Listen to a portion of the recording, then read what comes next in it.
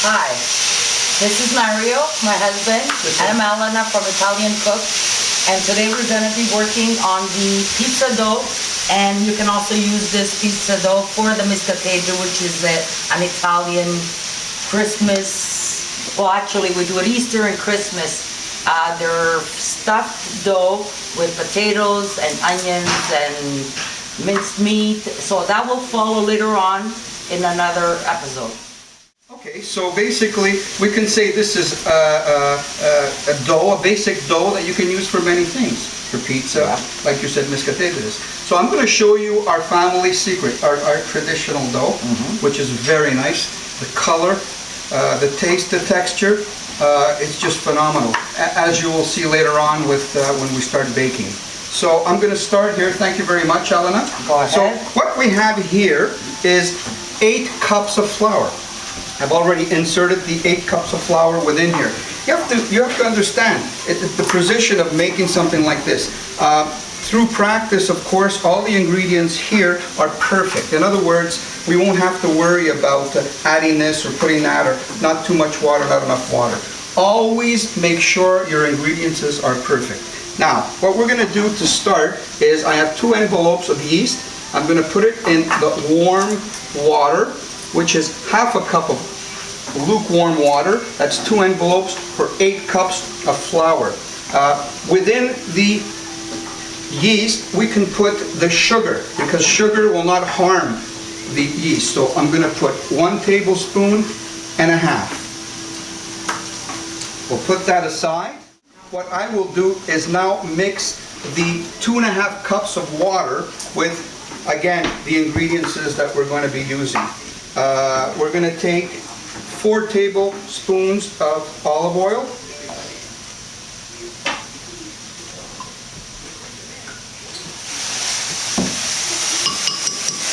We're going to put 1 tablespoon and a half of salt. We're going to put approximately 2 tablespoons of Tenderflake or Crisco.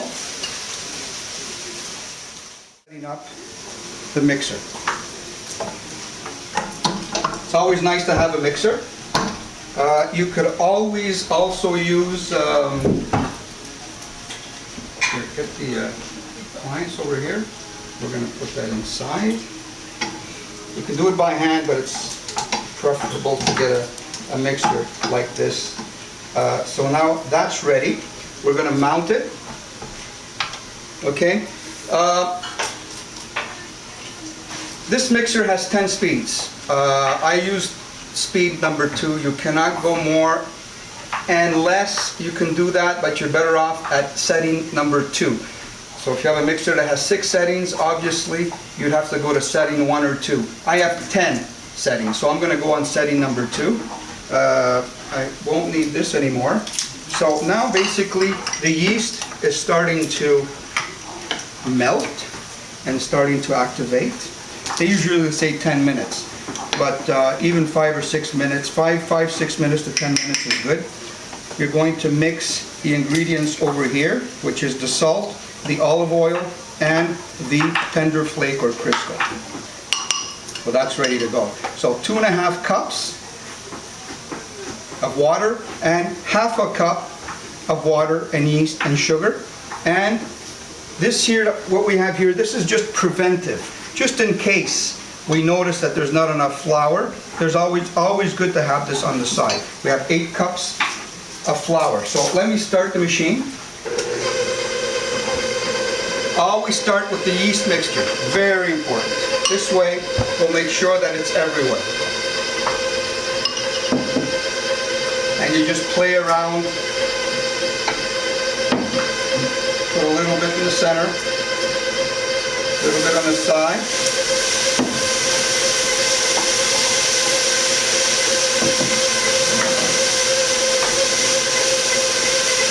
Now, beer. 1 bottle of beer.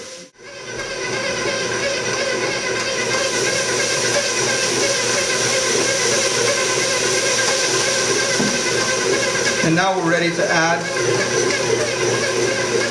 the water. flour mixture.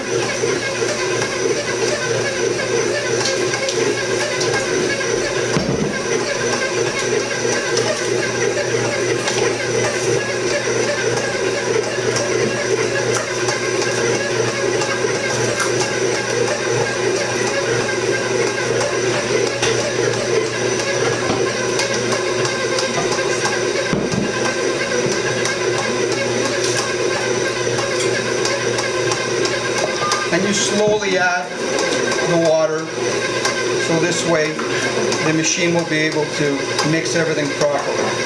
Now, like I said, these are precise measurements.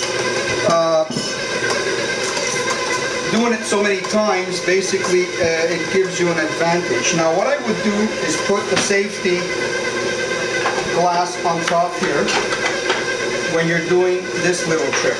Now, it's always good, like I said, to add a little bit, just so that it gives the mixer an opportunity to pick up the dough.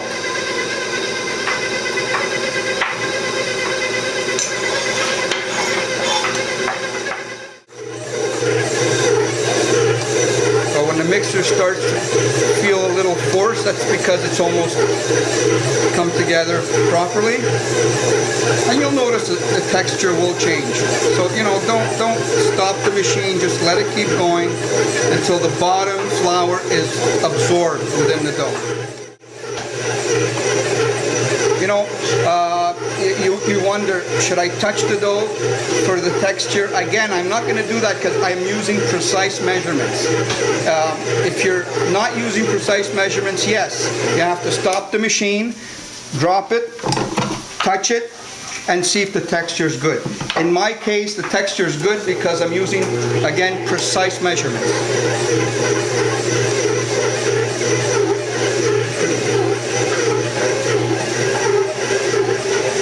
So basically that's it. I'm going to stop the machine. I'm going to drop the dough. I'm going to remove the apparatus. Take it up. And I'm just going to basically put it on the table. You take the dough and you just basically, again, it looks easier. It looks easy, but it's not easy. But you're going to get used to it. So what I'm doing with the baby finger is I'm tucking the dough underneath like this. Okay? Now, the usual 16-inch pizza takes 2 cups of flour. So what I do is I take the center, I cut it.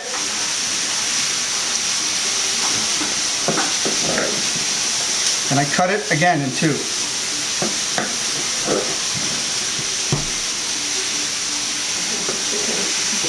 Then, take the dough, and I do the same movement that I did when it was solid. You can basically say I'm kneading right now, and putting everything together, making it look a lot more attractive. There we go. And we do that with all 4. So what I'm doing here, you got 4 large pizzas right here, folks. Yeah. Can't get more precise than that. At least all your pizzas are going to have the same thickness. Once our balls are ready, what we're going to do is I'm going to have Rosa come over here and take these to an area where there's a little bit of warmth under a tablecloth or under, so we're going to follow Rosa to the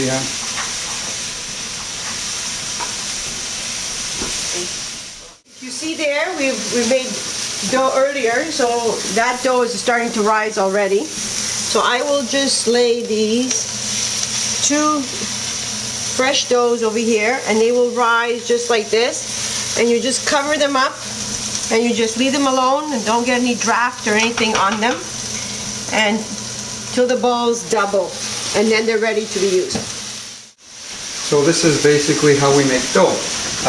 We're going to see you in the next episodes when I'm going to show you how to make the pizzas, the miscatedders. We're going to have a lot of fun with that. Thank you very much.